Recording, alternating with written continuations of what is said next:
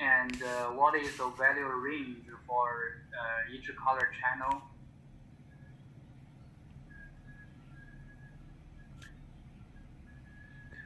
All right, you in the trading sheet. If you think this might be is might is so this point is important. You can put that on the trading sheet.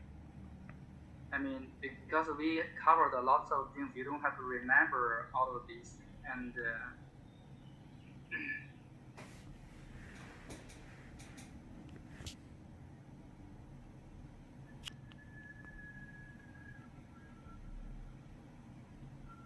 so color histogram,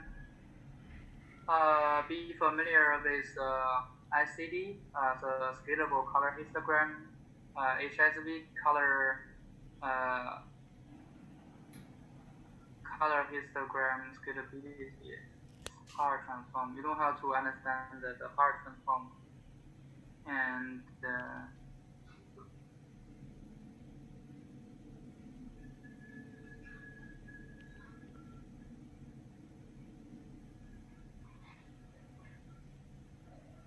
so image filter is a very important tool in do image processing. Basically, it's a weighted sum in a spatial region. So, for example, it's a 3 by 3 filter with each with one by 9 weight. Um, so they said it is an outcome. It's actually a weighted sum of your between the image pixel value and your filter.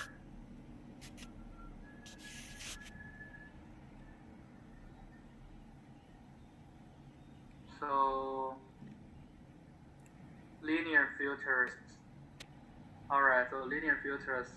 Um, so distributed one, this one is very useful in shift and dog filtering. I mean, shift and dog and hog.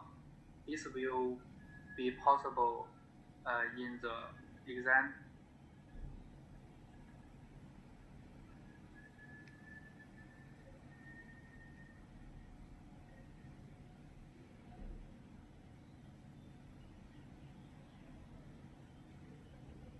Okay, so for the filters, how do you calculate the region of the part?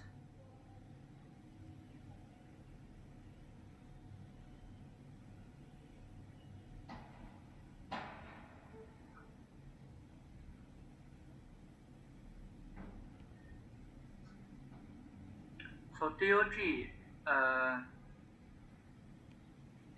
filter, you need to understand the theory and what is the effect after applying the DOG filter.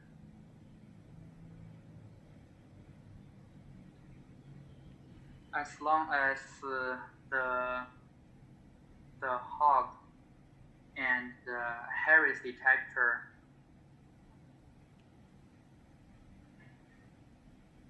so you need to understand what are their properties, what are the properties associated with each filter and detector. For example, the Harris detector. So what important feature properties it has.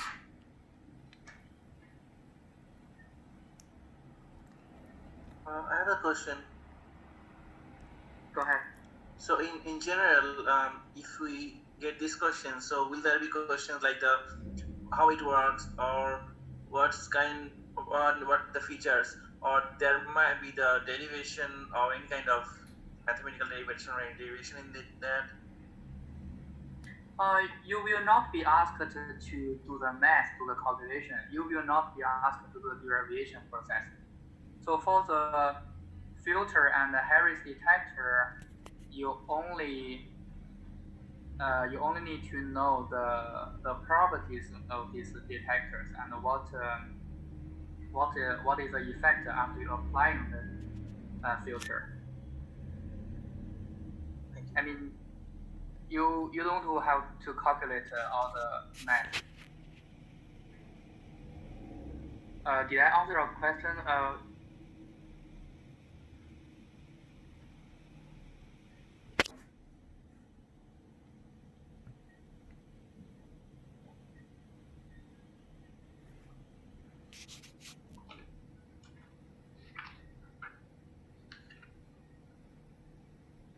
So Harris detector. This you don't have to. Okay, so SIFT feature. So you need to understand how SIFT feature is is detected.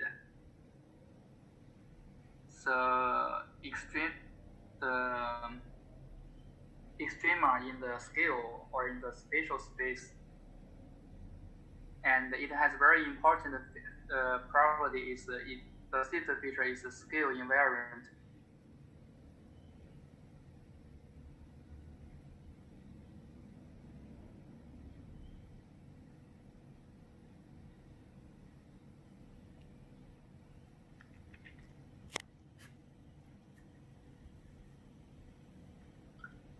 So the dimension of the SIFT descriptor.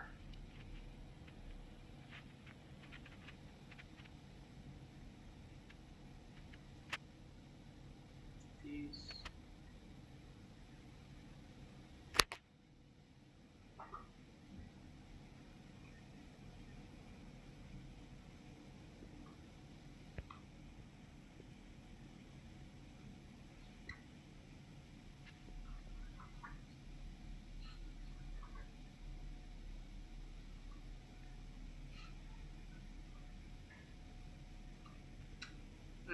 For the aggregation method, you need to understand the similarity and the difference between the aggregation methods, including bag of words,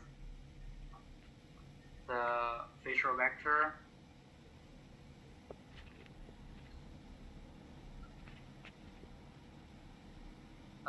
like a VLIT, super vector aggregation, VLIT. Yeah, facial vector, super vector aggregation. So for the mathematical part, you don't have to spend much of your effort.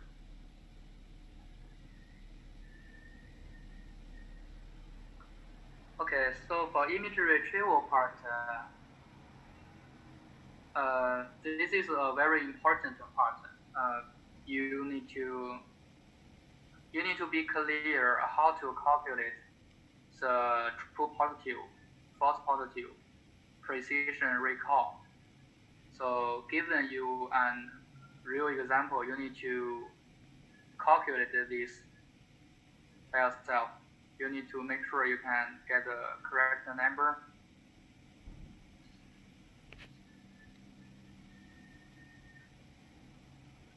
And how to calculate the mean average precision.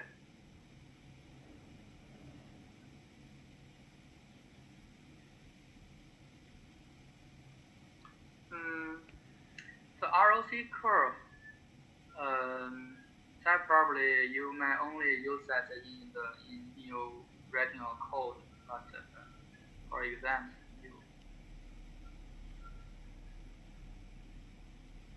Classification.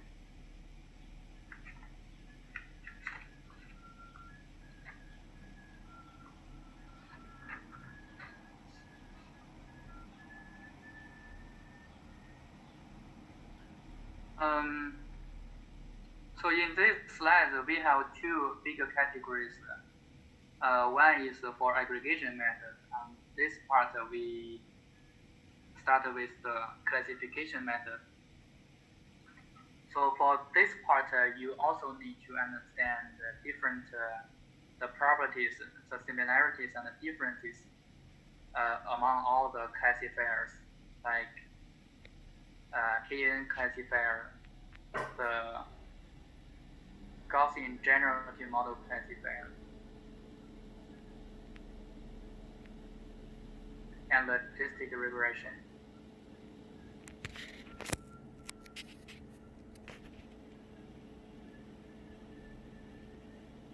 You don't have to focus on the mathematical parts, but you need to understand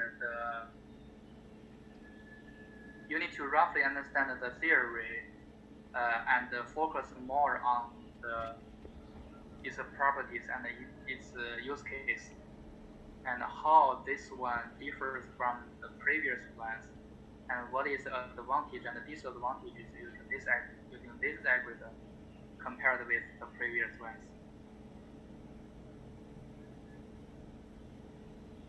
Supporter vector solution.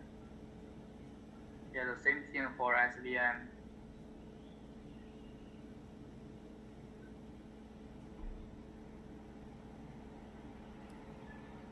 Yeah,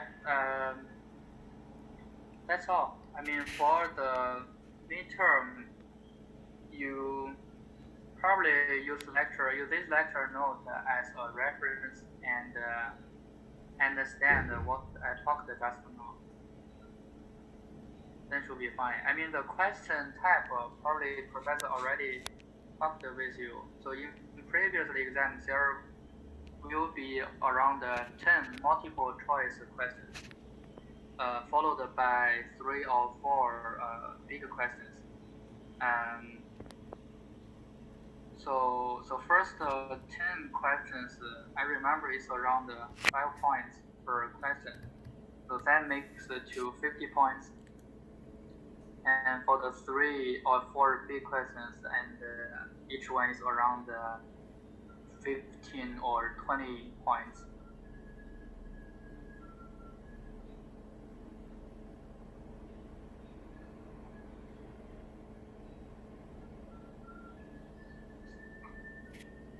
Okay, let me know if you have any questions.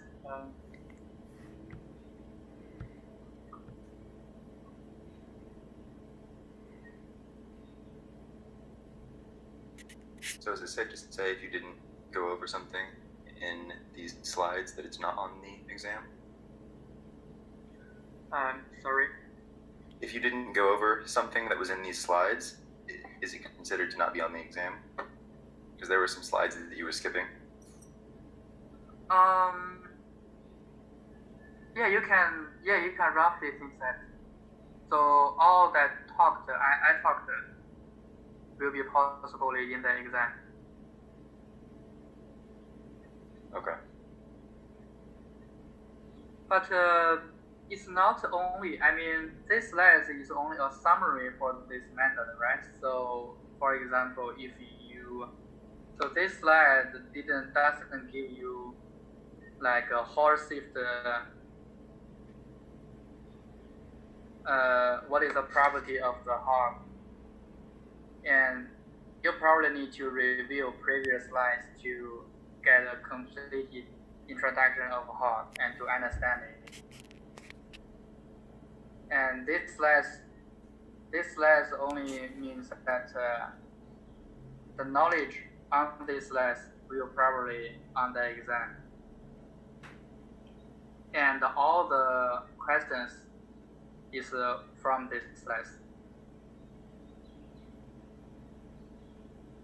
You have all the knowledge points on this, but for example, for the Harris detector, and some of these are useful and some of these are not. You need to you need to review previous slides to understand the Harris detector, how I mean it differs from other detectors. I mean, what is advantage of this method? That is you need to do. That is you need to prepare.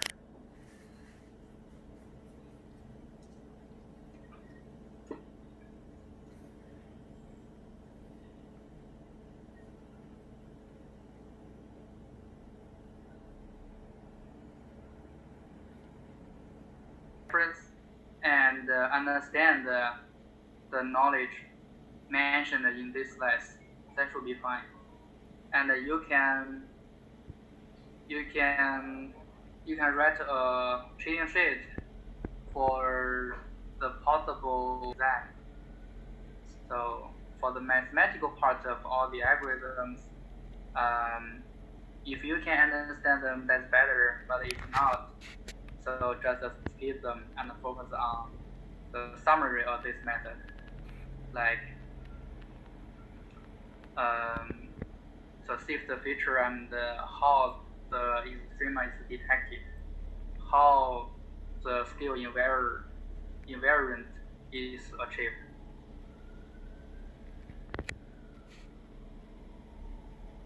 Yeah, that's it. Are you recording this review so that some of us could go back and watch it again later on?